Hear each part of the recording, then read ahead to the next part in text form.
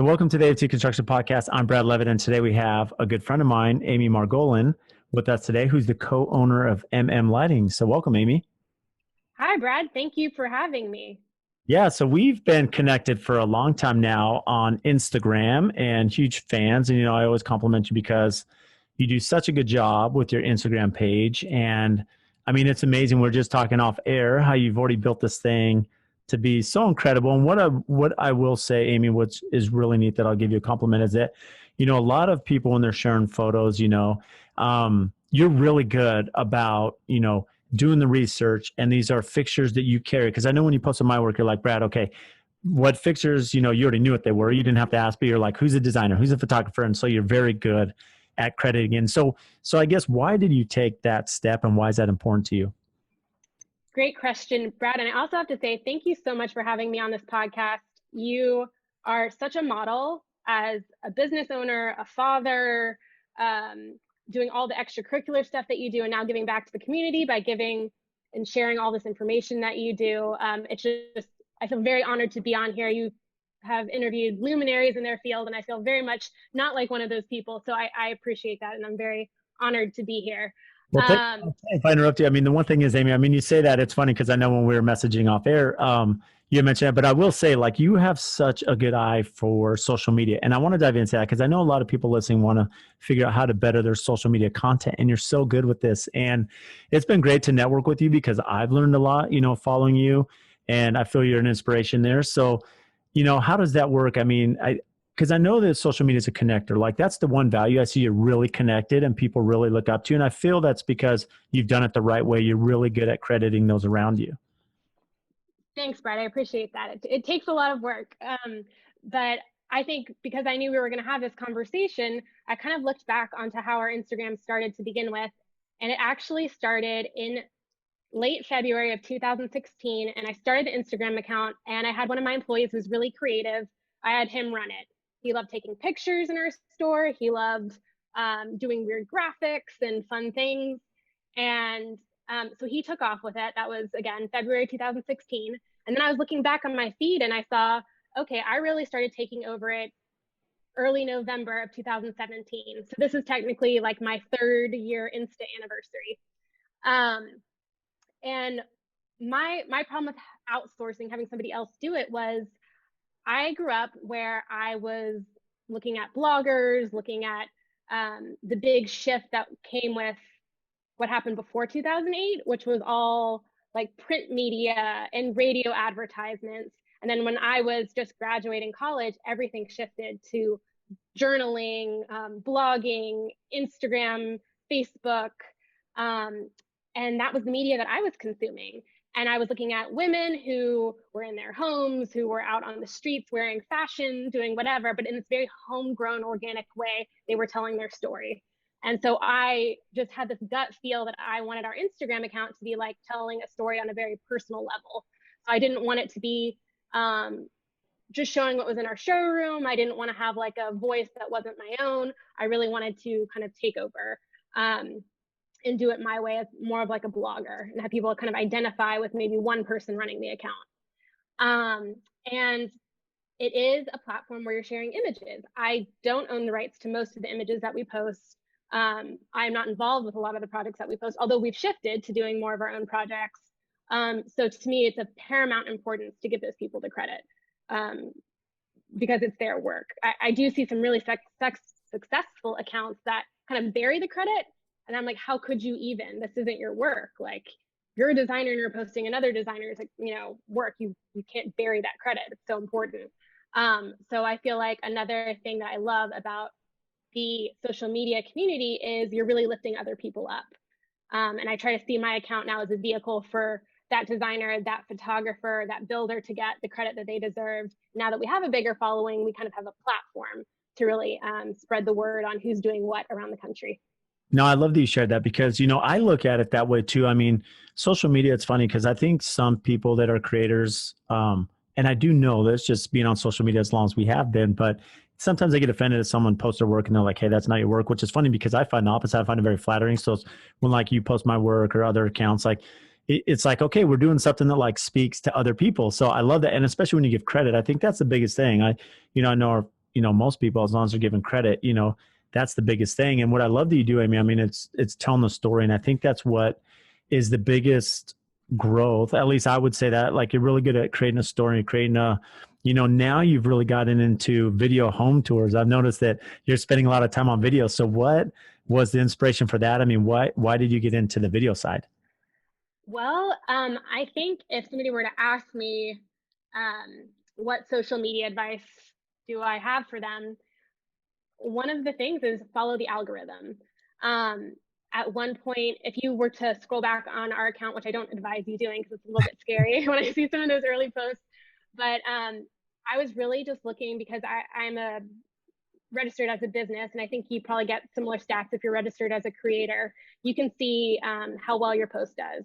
And so at one point for the algorithm, it was I could post a carousel post, which means a post with several images of a home tour. It could be something from like a real estate site, and those would do really well for me. And then at some point, those carousel posts of just a home tour weren't doing so well. And so I kind of looked around and I saw other accounts that were, their growth was skyrocketing, and I was like, wow, it's because of these videos. Like I'm seeing them more on my feed. I'm seeing them more on Explore.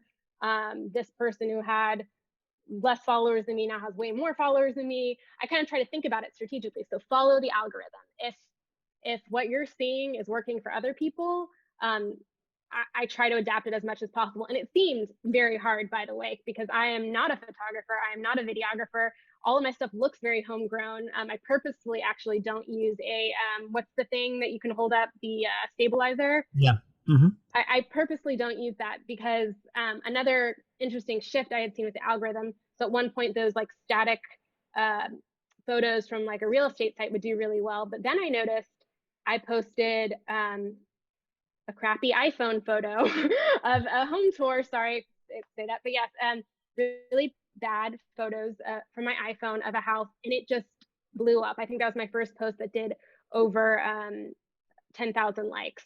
Becky Owens, a few other people who are big reposted it. And so then I said, oh my gosh, forget about using a professional photographer, even though I love professional photography. But for my account, I can do my own images. So at one point that did really well. And then again, the videos. I've seen professional videos. Sometimes they feel a little bit stilted, like you kind of, it's just a little formal. But I think there's something about feeling you just snuck on the scene and you're right there. At least for my account, that I think that works and resonates with people. No, I love that. So, It's funny that you say that because I've seen, some accounts which we both follow, the before and afters are really good, right? Where right. it was funny because you've always been trained that your feed should look perfect and it should look great. And that before picture is like, so not something that looks great, but then what it's doing, it's creating the eyes because people want to swipe through that carousel as you mentioned, and then they get to the after and they're like, wow, you see this transformation from A to B, and they'll put in bold print, before and then after, and that's done really good for the algorithm. And then the video, the one thing I'll say is that at least the feedback I've been given and see with your account, a lot of people, they come on and it's an outlet. Social media is an outlet from right now we're still doing, all the election stuff and people want to stay out of politics. So, they look at houses and maybe some of them will never have an opportunity to watch a house like the U tour where Amy, you're touring a house there in Houston. And it's so much different than the architecture that we do here in Scottsdale and Phoenix. And so it's fun to see that video tour because I think that's what grabs people. It's you're creating content that's attractive to people that they want to see because it's stuff they've never seen before and maybe will never see. And it gives them the inside scoop. 100%. 100%. So, and I've seen you take that over because video seems to be the new up and coming. And I know that's why you touched on it. So from Instagram and you're very active in TikTok, what other, how's TikTok been? Now that you're not, Oh, God. yeah, how's that going? I don't think I'm creative enough for TikTok, but I'm definitely using it to be able to post videos with music. But that's its own beast. I'm never dancing. Whatever happens, I'm never dancing. So, as far as TikTok, I mean, are you using the same content on Instagram? Are you using both to build together? Or are you doing separate videos? Currently, I'm really just using TikTok as a vehicle to post videos on Instagram. So I'll do the video with my iPhone, and then I'll put it into TikTok to put the effect that I want on it, whether it's speeding something up or putting music to it. or shortening it. I like the editing tools that TikTok has, but I'm not actually like actively trying to corner the TikTok market. Although I do see some accounts that I follow on Instagram who have done really, really well. I think there's a farmhouse account who has millions of followers on TikTok, and she's got a book deal. And I get how, you could really run with it. But for now, I'm just using it as a vehicle to post things on Instagram. So how going back to the Instagram, and you mentioned this, you alluded to, having a business or creator account. Do you have an experience with both? Do you recommend one or the other? I mean, what's the difference in your mind between the two? I don't have experience with both. My partner, Nolan Miller of Riverwood Building Company, he switched to a creator account on Instagram. And for him, it allows him to do a lot of the music stuff, like in the stories.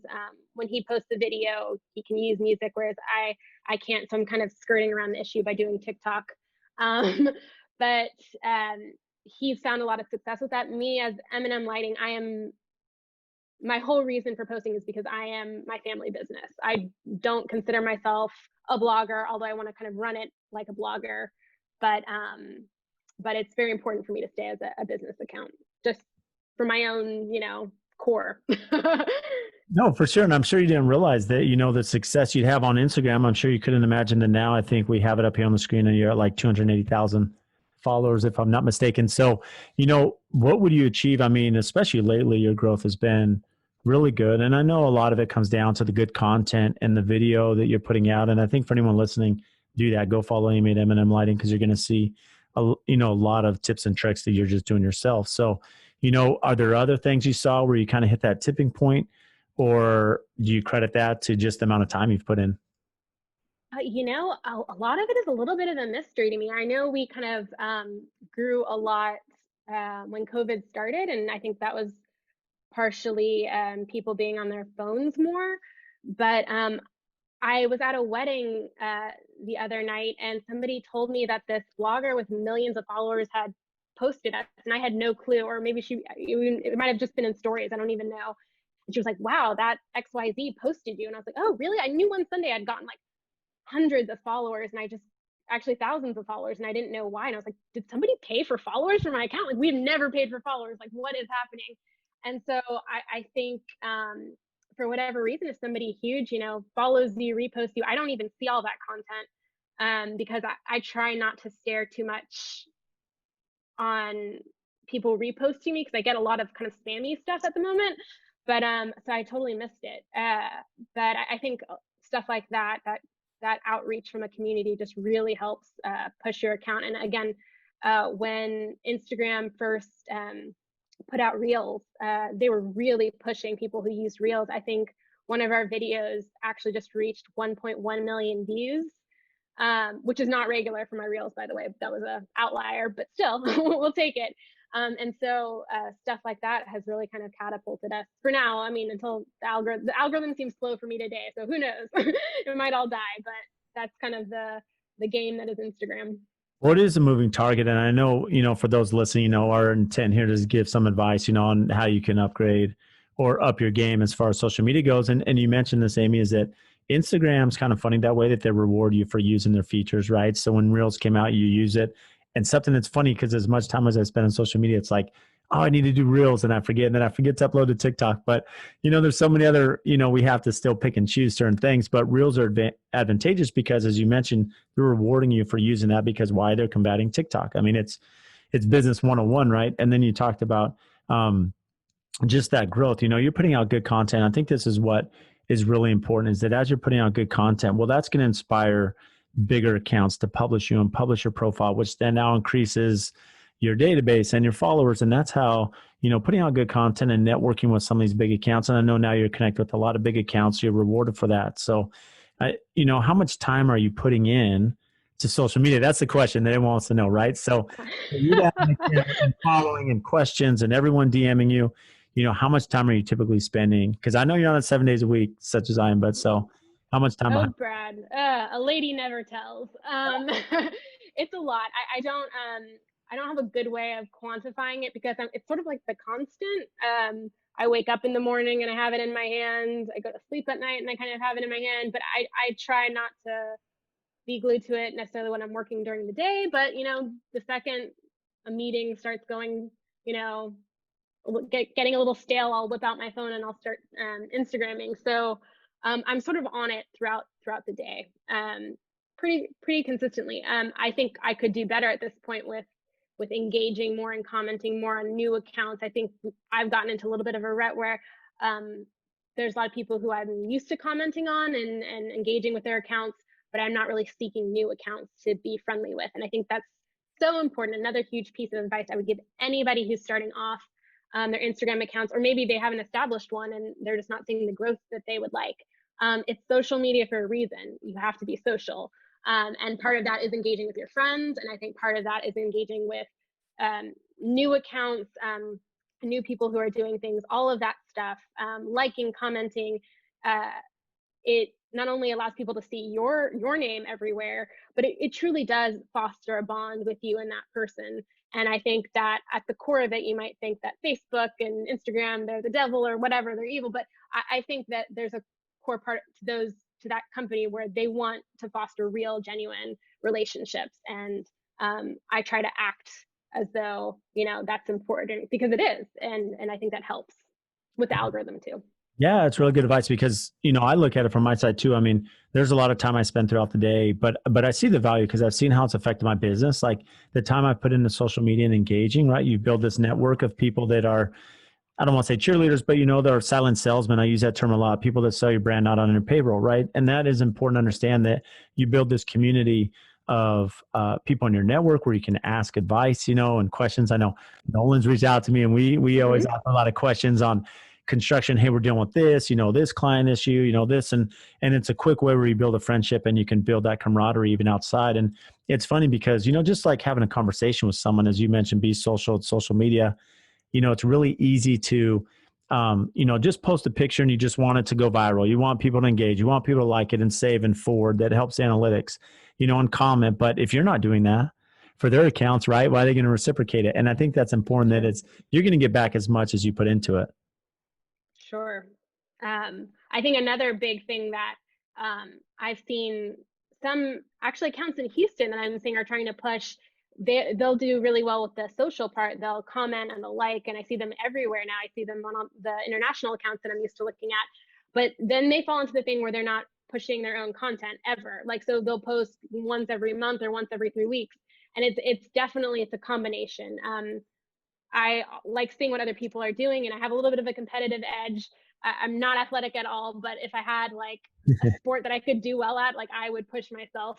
And for me right now, that's Instagram. And I saw certain accounts that were just growing kind of an insane amount. And the other thing that they were doing that I wasn't was they were posting frequently. So my account annoys my mom to all get out, because she's like, Amy, you just posted for the 3rd time in one day. That is so annoying. I'm like, Mom, it's not about you. Like, it's about reach. And so I just noticed some of these viral accounts, they were posting quite frequently, and their numbers were surging. And the only way I could rationalize that is the more that they're posting and the more hashtags they're using, the more chance they have for their content to be seen to a wider audience. So being social is super important on social media, and creating the media to have that growth is really important. Well, I love these, because the thing is, Amy, I mean, it's funny because one of the things that a lot of people say, they say, well, if I post too many times a day, I'm going to lose followers because they'll get annoyed to see my posts. But the funny thing is with Instagram, I mean, if you're posting, only 5% of your users see it anyways. And if you're posting in the morning, that's a different audience to maybe at lunchtime and in the evening. So I'm sure there's some rhyme or reason, right, as to why you're posting multiple times a day. Right. And we do lose a huge amount of followers. I looked at Nolan's stats, Nolan, again, Riverwood Building Company, versus mine, M&M Lighting, and he loses a lot less followers than I do. And at first, like, my feelings were kind of hurt, but then I was like, but the benefits sort of outweigh it all. I'd rather. Your growth is still going vertical, and that's the thing. But you both post pretty frequently. I mean, he's posting a similar amount a day. Yeah, yes, it's true. I think he'll get busier where he'll go through spurts where he just doesn't care as much and he won't post for a day, whereas me, like I have to post. Like, so he's a little bit more relaxed, I will say, than I am. But yeah, we both are trying to post frequently. Yeah. So is there strategy behind it? I mean, when you're posting, do you have a game plan, like this is what I'm going to do tomorrow or in the morning, or is it just kind of what inspires you at the moment? It's funny. One of the first people who got me, I think one of the reasons why I started doing my account so consistently was my friend Carrie, who's a photographer, and she was very regimented. She was like, you have to post it at this time in the morning. You have to plan it out on XYZ app. And she was just very programmatic about how she was running her account. I am the exact opposite. When I'm posting, I just came up with that post right before I published it. I'll try to write it out on another account and kind of look at how it looks, and then it's out. I can't plan ahead. It just has to be in the moment. For better or worse, there's more beautiful accounts out there, that's for sure. But that's how I'm running it. So with all the time, do you feel that you've received that value? Because a lot of, when I speak to people about social media, they're like, well, Brad, it's the constant thing. I don't have time, because they understand, like, if you're to be successful, like, you have to put in the time, just as with anything, right? That's how you're going to, perfect the craft or be better, or, solidify that marketing and branding for your firm. So have you seen the benefit? How has that affected your business there in Houston, your family business? Has it put you on the map? How has that transpired? You know, we could do a lot better, I will say, with monetizing stuff, because we do not sell out of Houston, not even outside of our own city. Lighting is kind of complicated. We will sell if we've got a customer who's doing a project in Arizona or in California, or whatever, but we're not taking sales from people online at the moment. So we could do a lot better with monetizing all the time, but I can't tell you that I still think it's been worth it, because when I started working in our business, I guess it's about 7 years ago, and the clientele who walked into our store was just, it's like night and day to who walks in there now. It was people who had built their first home using M&M lighting in 1971, and they were coming back for like a little old halogen light bulb, and people with walkers. It was kind of depressing, actually, to me. I was like, gosh, like, I'm glad we're still in business, but like, our clientele is kind of gonna be dying off. Like, what's happening? What did I get myself into? And now when I walk out onto the showroom floor on any given day, there are people who are my age, people who kind of have a similar aesthetic to me. I can just tell by what they're wearing. If I stop someone and say, do you need help with anything? They're like, oh, I follow you on Instagram. I was at an art event even 2 years ago, and a adorable couple came up to me and they said, I just have to say, Amy, we follow you on Instagram, and you weren't there last Saturday, but your dad helped me pick out a light for our breakfast room. I was like, yes, like, that is so amazing that somebody like locally would choose to go to M&M Lighting versus a Wayfair versus a big box store, Crate and Barrel, that they would come to us and look for a light because they followed us on Instagram. And more, and that those sales are just continuing, having that local business, which makes me really happy. Well, what I like about that, and I can relate, because I see that, there are a lot of negatives to social media, which we understand. I mean, there's a lot out there. And one thing that's tough is, some people could become influencers and maybe they're not credible. And you do have those instances, but I'd say in general, I'd say majority, someone such as yourself, Amy, that's spending a lot of time on social media and building a brand and building a community, and you have a product and you have a company behind you. Well, you're out there, you're in the public eye, like, you're on social media. And so you're not going to like run from, maybe fixtures that aren't performing. Like, you're going to step up to the plate and take care of it. You're going to be good at customer service and customer savvy. And so being out there in front, it kind of puts a little bit more pressure on you to do the right thing. And I think, based on the feedback I get from the community, is I'm sure that a lot of those people that follow you on social media there in Houston, they look, hey, Amy's a known entity. M&M Lighting's a known entity. They're here. This is what they're doing. Here's their aesthetic. Here's their design.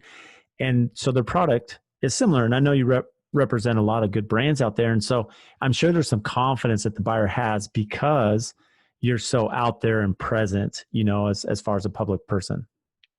I mean, yeah, that's a great way of putting it. Now, the biggest pressure, I think, on us, not only to do what's right, but to kind of change the physical experience of being in our store to kind of match what's online.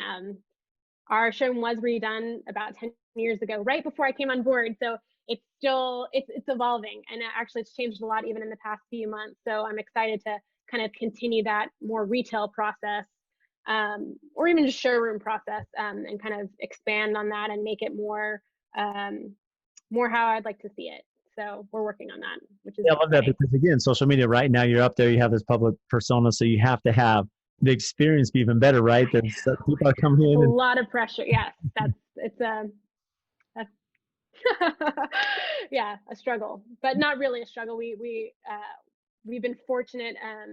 During COVID, we were kind of deemed an essential business, so instead of letting go of people or just putting people on hold, we actually hired more people. So we are really trying to deliver on all fronts and have that customer service side and be able to manage our showroom and have it look presentable. And that's another, actually, this isn't a question I don't think you're going to ask me or anything, but I don't know if I would have seen the value of using a local lighting showroom having not been in the business.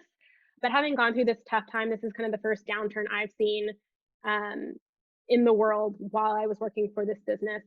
My business is it is incredible.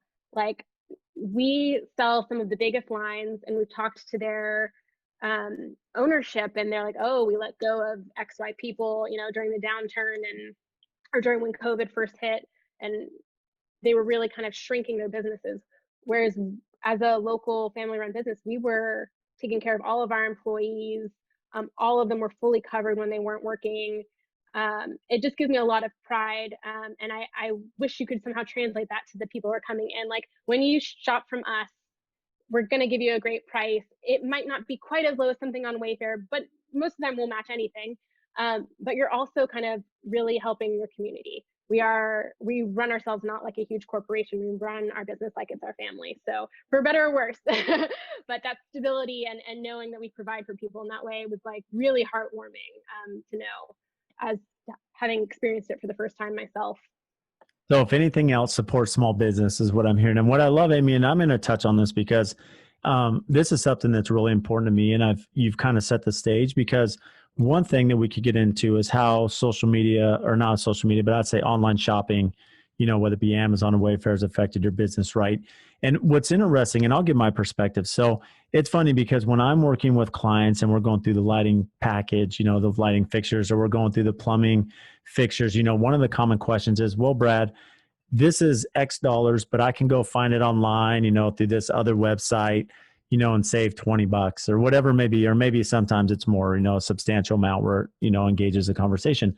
And what I explained to them is that, I've made the mistake in my career in the past where, we've bought a well-known brand plumbing fixture. I buy it through my local supplier, family-owned company, similar as you. So there's some customer service there. There's handling. There's warranty. There's a lot of things that I'm going to get from you going to Amy, as opposed to online where I'm just buying it off a shelf and the parts aren't all there, or they're damaged, or there's issues. And so what the client doesn't understand is that I try to explain to them, look, if we're buying from a certified manufacturer, from a representative, and the plumber comes out and they install this fixture and there's an issue with it. Let's say that the faucet's not working, there's a leak, there's damage. Not only is the manufacturer or the supply house gonna take it back and put a new one, but they'll help cover the labor for the plumber to go back, trip charge, take it apart, put it back in, right? Whereas if you buy it on Amazon, and I have this personal experience doing a remodel many years ago in my career, where the plumber comes out, he puts in this fixture from Amazon, well, it doesn't work. And so now the client had to pay the plumber to take it apart, ship it back to Amazon on their own, get a new one, pay the plumber to come back and put it in, and it ended up costing them a lot more money. And that's why I try to explain to clients that, you have to look at the service, that not only are you employing a local business, but even more importantly, there's a value there, right? And that's the biggest thing, is to sell the customer the value that you bring. And I'm sure this is like something you deal with on a daily basis. Clients coming in saying, Amy, you're charging me, $1,000 for this fixture. Well, I can find it for $940, online. It's true. I mean, it worries me because I know we need to be online to just be part of the future, right? We need to sell online. Um, but it's those issues of service when you're dealing with something that's a little bit more. It's not like a blouse. It's not like a pair of socks. Lighting is like plumbing. Plumbing is super complicated, and lighting is right up there with it. We delivered these gorgeous integrated LED pendants to a designer who had specified them, and now one of the LEDs is completely out. I had them call my best technical electrician, who could look at it and say, okay, you pinched the wire here. Like, you just need to redo this in order to get the fixture to work again. We didn't need to replace the fixture. We didn't need to take back the fixture. something just needed to be adjusted. I also delivered a whole package of lights to a well-known builder in town who I guess had a new what's the I'm forgetting the term, not a subcontractor, a new Subcontractor, installer, uh, a new guy running the project. What's the word? superintendent. Project manager, Yeah, a superintendent. superintendent. Yeah. Yes, perfect. New superintendent on this job, and all the fixtures were hung wonky. There was an issue with almost every single one of them, but all they needed was a little bit of adjusting. And luckily, it was a project very close by to the store, but I had two of our guys, the salesman and one of our guys who is good in our shop, just tweak just everything. Everything just needed like a little bit of a zhuzh to like get it to sit straight or get it to align with the windows, and then it was fine. But issues like that, I can't imagine taking back, 3 fixtures in a house where you sold things at a low markup because it's a trade, account, and then have to take them back when they weren't really defective. I mean, a lot of those install things are just really tricky with lighting. So I don't know how companies can do it well online, but I need to figure the answer to that out soon. Well, it's Yeah, it's funny tough. you say that because I mean it's very complicated. I mean plumbing's that way, lighting's that way, and especially on some of these chandeliers, I know some of the ones we install with, there can be 1,000 components, right? Crystals and other things, and so, going to a known source where I know, hey, if I'm ordering through M&M Lighting and I'm going to call and Amy picks up the phone, well, there's value there, right? As opposed to a 1-800 number, and I don't know who I'm talking to if they're going to service it or not, and so I'm sure that's a way that you combat or at least work through that process of resolving those concerns with the online shopping, which is so tough. And so, going back to the social media and just application to your company, I mean, how's that affected? Because I'm sure in Houston, it's very similar to me in Scottsdale, where my market is very designer architect driven as well, builder in addition to that. And so what ends up happening is, the relationship you have with designers in your market, with architects in your market that are going to spec your product, that know your customer service, that know your family owned company. And so that's going to assist. So how is social media like giving you a leg up or assisted with those relationships over the years now, the last 3 years that you've been very active? Yeah. I think before I came on board at the company, not even with social media, I feel like we were the underdog when it came to dealing with designers and builders. We had a few people on staff who had their set, really big designers and builders who they always worked with, but we weren't good at kind of fishing for new business. And because I do go out on Sundays to homes and I'm trying to show people's work, even if I didn't do the job, it's really gotten us out there. People are so grateful that their work was shown to, 100,000 followers or 200,000 followers or whatever it is. So now people want to come to me because they're really grateful. So it's just a whole new ball game of marketing, and it's been really helpful. I feel like we're very busy now with just like the Instagram business from the design community and from the architects in town. So Well, I think that's giving yeah, you a leg up. I mean, you inspired me. I didn't even think about that. How, because of the platform you've built, 280,000 followers, and because you're so well known in the community and nationally, well, if you're going out for a real estate tour or home tour of a home just finished, maybe it's a spec home and there's a designer and architect, and now you're in there, you're videoing that product, you're tagging them, giving them the credit, and they're saying, whoa, Amy M&M Lighting, and whether they have a relationship or not, well, that's going to build because you're bringing a value, right? You're coming in and you're sure. actually giving them benefits. So they're going to see that. So I'm sure that's assisted as well in your collaboration and friendship with them. Yes, we don't explicitly say that that's why you should be working with us, but that's for sure an added value to doing business with us. Yeah.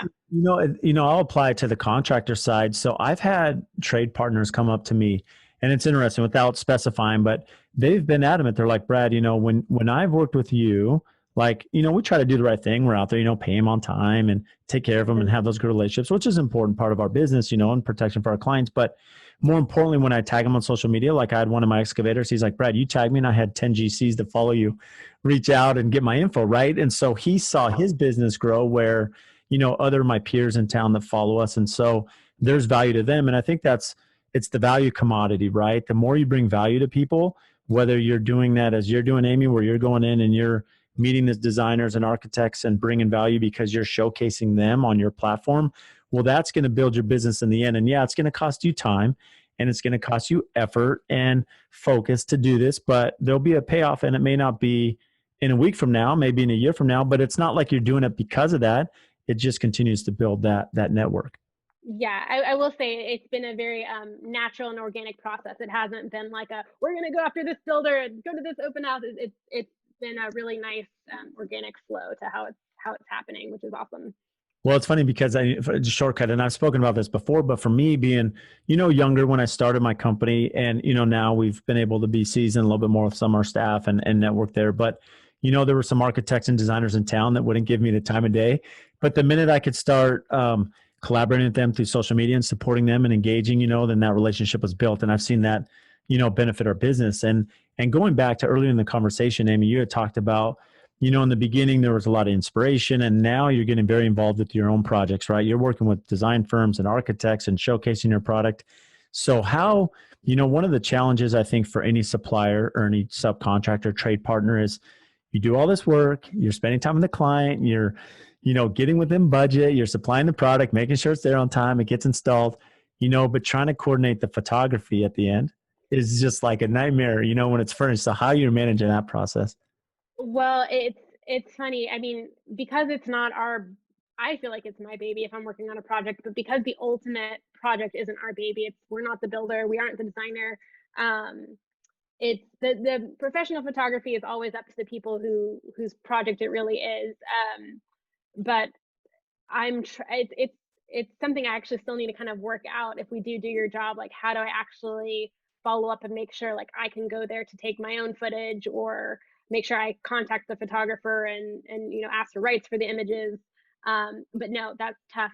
I think if I ask any single like sale or coworker on my team, like, did you ever see that product you did? Like, did you ever see it finish? 95% of the time it's no, we didn't walk the job when it was done. So my brother does restaurant lighting for us and more like kind of light commercial work, and he's done some really cool projects in town. And I'm like, Drew, his name is Andrew. Did you like ever see how that like really cool 2-inch recessed light turned out with the huge like light output that was really exciting? He's like, no, I never got to see the project. I'm like, oh my god, we need to like video this stuff, we need to take photos. But it's hard to kind of keep track of it all. We yeah, we need to get better at that. Well, But we don't actually contract the photographer. yeah, and I think that's a challenge because in our case it's very similar. Our suppliers and vendors, like they're not bringing in their own photography because it's too hard to coordinate. I mean, you're installing something that may not be finished for a couple months, and then it has to get furnished. And as I know, building, I'll finish a house, and especially now with COVID, furniture's not in. We're waiting on Mhm. sofas and lounges and chairs and whatever else, and so I may not photograph something for 9 months after it's done. And by then, I mean, that's a year later after your product's been in. And so it's hard to manage that. And what I've seen, one thing that I do like that our photographer does is he'll come to me and say, okay, Brad, before we photograph this, who are the list of all the vendors, and do they want to participate? Because is there maybe a certain chandelier you installed, Amy, or a certain plumbing fixture or a piece of furniture that the designer had that I need to showcase in a different light and really spend time on that photography? And I think that's important because, if we can do that as builders and bring value to our trade partners, right, that's going to assist you because now Amy knows, oh, they're photographing this. Yes, I want to get A, B, and C because I really need that for my portfolio. That's brilliant that your photographer does that. Yeah, no, that's so smart. Well, And it's nice of him to do that. And then I think he catches the vision of social media too. He's been on there, well, both of them, and they see the value there, So going back to your side, Amy, I mean, I want to get into your background a little bit. And before we do that, is there a certain architectural style that suits you? Like, what's your favorite? I know you post a lot of amazing product and designs that speak to many of us, but what's your personal favorite? oh man, Brad, that's a tough question. I like transitional. I think our market, we happen to be in the center of town, um, in Houston proper. So a lot of the homes are kind of transitional around us. But if I were like actually building a house, I see everything that my boyfriend posts. Nolan posts these gorgeous like southern houses from like Birmingham. I don't know where in Birmingham this is, but I want to visit it. With just gorgeous huge windows. But I would say for me personally, it's transitional always. Yeah, I think I can relate. We're doing a couple transitional homes and I get asked that question a lot. I think as a builder, I get asked what I like. And it's funny from a build aspect, I do like the modern because it's very complicated and very technical and it's very hard to execute. So I like that challenge. But having a lot of kids that I do transitional is a little bit better for the wear and tear. And it's, there's some elements to it that I really like that are timeless. Um, so I guess you have this amazing eye, Amy. I've complimented you on that because you've done such a great job. I mean, you see good architecture, good design, it speaks to you, you put it out there and it does really well because, do you feel that there is a background there? Because I know you're not an interior designer. So how has that evolved? Well, I think I've always loved like fashion and design related things. So it's kind of not out of the ordinary. If you were to know like 8-year-old Amy, how I'm old now, but I'm in my mid 30s, but people I'm pretty much the same. I love to dress up. I love to style things in my own house. So like that wasn't so much of a big departure, but I think for Instagram there is a bit of like a separation. I try to post what I think is digestible for people. If I were to post what I really loved, I mean, it would be way too quirky and specific. I definitely try to kind of figure out what will appeal to everybody, while still having it be refined or what I think is cool.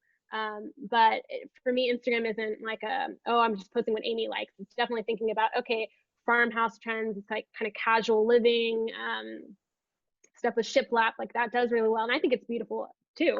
But I definitely try to post things that I think will resonate with a greater audience than just maybe my one little niche of, I went to a certain school and I led a certain life, so I might like a little quirkier stuff. No, I don't want to really post that. I want to post again things that resonate with a greater audience. Well, it's good you can identify that. I think that's really important because you understand your style, you understand what speaks to volumes. So there's a separation there, but your background. So, growing up, family business, you decide to go to Columbia, you go study, and then you're styling celebrities. So how was that transition? I mean, you alluded to that, I guess, being young girl into fashion. So was that always your passion? Well, no, timing is everything. When I went to school, I graduated in 2008, which was a terrible time in the economy. And not only did I graduate in 2008, I graduated with an English degree, which was like the worst possible thing I could have done because at that time in New York, I mean, every single publishing house was like closing its doors. Businesses were going out left and right. And I did realize like if you did want to get into any of those fields, you would get paid nothing to do them. Like you had to be um, supplied with money from I don't know who to to live in New York City and have a publishing job. But when I was in college, my two big internship choices were Gucci or the New Yorker, and I chose the New Yorker. And had a great experience. But again, when I graduated, there was just no chance of me doing anything in that field.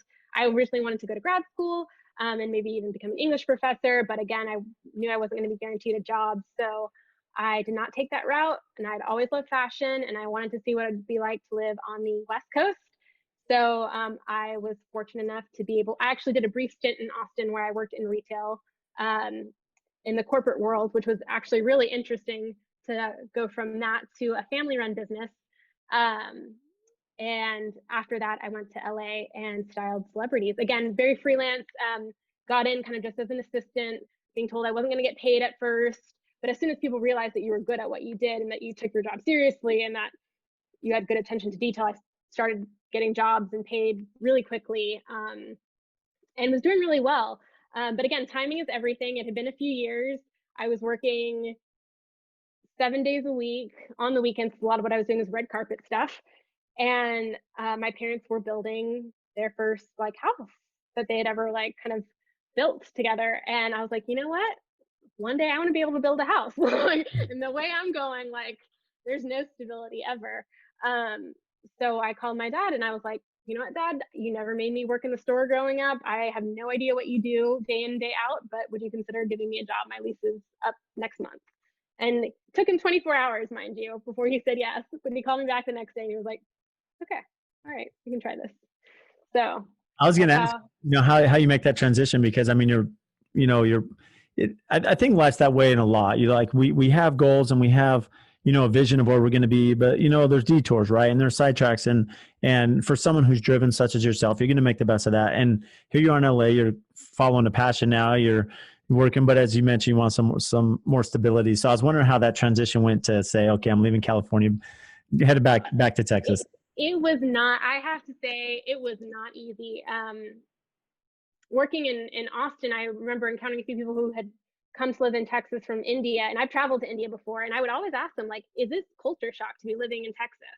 And I feel like there was a few grad students, because Austin's a college town, and they'd be like, oh no, it's no big deal, no big, like it's not no big thing. The culture shock for me from going from LA to like back to Houston was like, it took me a full year of like mourning from that great weather, the great restaurants, the great everything. I loved LA. If I'd had family there, I would have tried to stay, I'm sure. But yeah, it was a big transition for sure. But one that is totally worth it. There's nothing like the stress, the joys, all the stuff that comes from owning a business. It's pretty incredible. So now that you move into the family business and you're coming in and you're looking to build M&M Lighting product and store and location, you've done that through social media. You've done a great job. We talked about, what's something about lighting, I guess, that you didn't know that you've learned, about the lighting industry? Oh dear. That's a good question. I don't think I realized how small it was. I mean, now there are a lot of different ways to get lighting. A lot of big box stores are creating lighting, not only like the Home Depots, but also like the Crate and Barrels, Pottery Barns for decorative lighting. Local people are making lighting all the time. So now there are a lot of avenues for it, but it really is a small industry. The true lighting showrooms who can do and talk well about, under cabinet lighting, recessed lighting, like commercial lighting, office building lighting, in addition to like the decorative and the pretty stuff, dimmers, bulbs, LED technology. It's such a niche, small industry. And a lot of it is family owned. A lot of the lighting showrooms around the country and Canada are family run, family owned, and a lot of the manufacturers originally were family owned. Now they're getting sold off piece by piece, but yeah, very small industry. Yeah, I've seen that here. I mean, here we have a lot of local family, lighting stores as well, such as yourself. And I think what's really tough is, when you think about all the products that are out there and the demand and technology, I mean, you think all the automation, Crestron and Lutron, and how that impacts everything you're doing. And so, from your side, are you working with a lot of lighting architects? Are you doing lighting design? How does that relationship from that side of it? It's complicated. There's a lot of weird ways you can get an order. We do not do lighting design. There are lighting designers in town who we refer people to. Because we've been in the industry for so long, a lot of architects, if they're specifying something, there's only a few places you can go, and one of them happens to be us. So uh, And it's speak to that, because I think one of the reasons that people don't understand that as you get into some of these more complicated homes and lighting designs, right? Lighting is everything. It's funny. I get very excited about lighting in our projects because I know the clients that are willing to invest in lighting design. And as you mentioned, under cabinet lighting and accent lighting and, um, you know, can lighting. I mean, there's so many different things with art lights and other things that make such a big impact to the house. agreed. And I think one of my dad has kind of been adamant about us not doing lighting design, but I really think we should do more and really have certain people that we champion and educate them to get a next level of certification, because so many times there will be this miscommunication or just lack of communication between the architect who's specifying something, the builder, and the homeowner, or the not even the homeowner, but the person who's paying the bills, whether it's a restaurant or a Yeah, retail space. client, whoever it is. Yep. Client, exactly. And the architect will have specified this really cool made in Germany thing, and it's got a 15-week lead time, and it costs $50,000. And then it will be our job to break that budget to the client, and they're like, what in the world just happened? Like, this is not what we want. And so it ends up being, it falls on our shoulders a lot of time to VE things, as we call it, value engineer things, to get a close approximation to what the architect had in mind and what the customer or client wants. So it gets complicated. It gets tricky. Oh, it's really tricky. And the funny thing is, I mean, you mentioned that if they're not open, transparent, and there's not that education, yeah, pricing can go out of control really quick, right? The lighting's a jewelry of the home, so it can add up really fast with some of the fixtures. And then, not having that education is tough on the budget. And, being that lighting fixtures is typically towards the end of the budget line or end of the project, you have to work within those confines, and hopefully there's enough left for the most important part of the house. But I've seen how good lighting, people that invest in good lighting, even on exterior landscape lighting, and, as you're coming into the home, and if you have trim work or art or different furniture pieces, as you mentioned, that you can accent. I mean, there's so much value in that, having good lighting design. From your mouth to God's ears. Agreed. Yes, yes, yes. So how do you stay current? I guess, there's a lot of manufacturers, right? There's a lot of new products, everything's gone to LED, as we know, and there's a lot of different value to having that. And then, of course, we mentioned, a lot of technology with Lutron and some of these other automations. So I guess, how does that continue in education for new products, new vendors, to kind of stay in front of everything? It sort of varies from manufacturer to manufacturer. In the case of something like Lutron, like they can take us to their experience center and kind of give us extra training, and they can give the electricians who rely on in the field, they can give them that training as well. But on the decorative side of things, we are really fortunate that I don't know if you can quote me on this, but I think the biggest residential like lighting market happens to be in Dallas twice a year.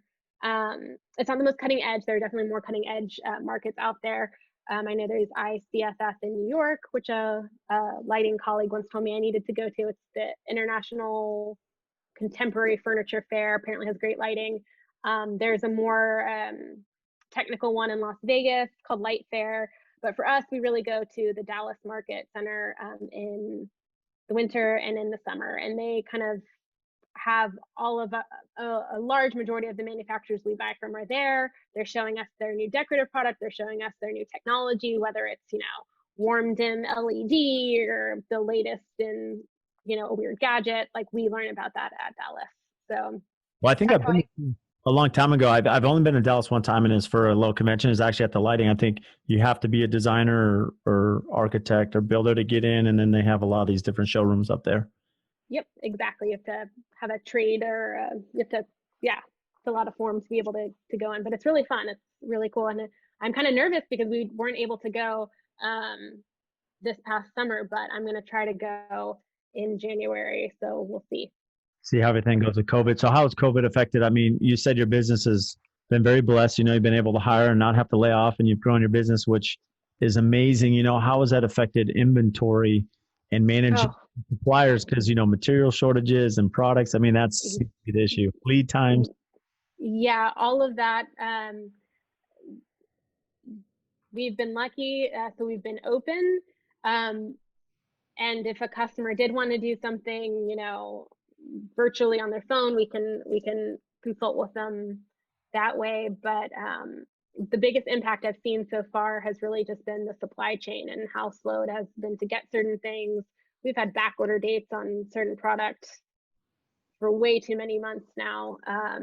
But we're still chugging along. So we'll see. How do you deal with that with the customers? Because I'm sure if you have someone like me calling you as a builder, Amy, where's my light fixture like you've promised, and it's still back ordered? I mean, that's such a hard thing to navigate, right? As because you're at the mercy of your suppliers. Right. It's about managing those expectations. If I'm ever training somebody, it's always when you are showing somebody like the specifications for something, you have to tell them what the lead time is. And you have to tell them that if the lead time isn't confirmed by the manufacturer, it's subject to change. So also staying on top of that. And after, a month, being able to call in with that manufacturer, see what the updates are on the product. And if it's bad news, being able to convey that to the customer and say, what, look, it was 45 days out, but it's still 45 days out, 30 days later. So we maybe need to reselect, but it's definitely an issue. Yeah, it is, because it's funny. I mean, we had some custom fixtures on a project we just did, and they're coming from overseas. And so we're dealing with an unknown freight because they said it's open-ended. We're guessing it's this from historical data, but we're not totally sure. And then they're saying it's, 14 weeks, but at the same time, it could be 24 weeks. I mean, it's coming from Europe, so they have different regulations and COVID, and then trying to get shipping and limited capacity. And so I think most of us are having that conversation. It's important to stay in front of it. I learned the hard way by not staying in front of it, but that's always a tough thing to make sure that you're communicating properly with all the customers.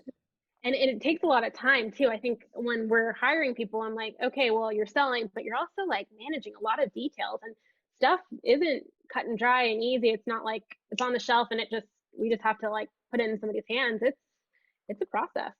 Well, I think that you alluded to that already in the conversation where, people are thinking, hey, I'm just going to order something off this online website, and it's going to come to my house and kumbaya, we're good to go. We put it up. But there's complications in the install, and there could be issues with your installer and your electrician.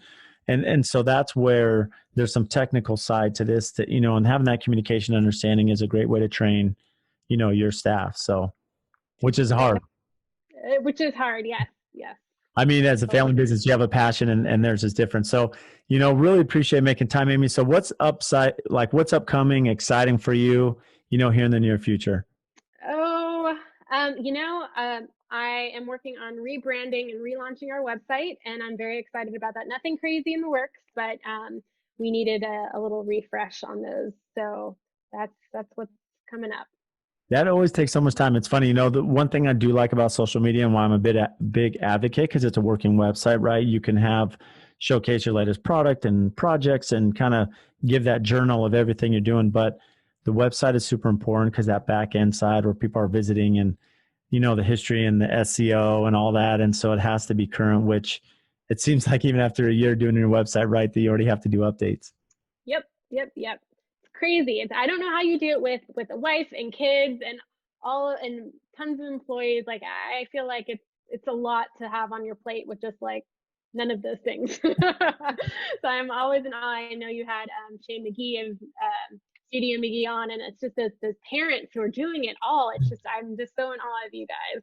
Well, and Ashley Stark, it's just amazing. I know, it's complicated, but you surround yourself with good people. I'm sure Ashley would say that. I'm sure Shay would say that as well, and even speaking with them, they've alluded to that. And, you're good as those around you. I can't take all the credit because my wife's amazing. And then, my partners and employees, right, they're just amazing. Like they believe in it. And so, I love that. So I have to give credit to them. But, in closing, Amy, I mean, we've spoken about some of your social media. So where can our listeners find you? They can find us at M&M Lighting on Instagram. We are M&M Lighting in real life, and we have a website, mmlighting.com. Awesome. Well, thank you for making time today, Amy. All right. Thank you, Brad. So appreciate it.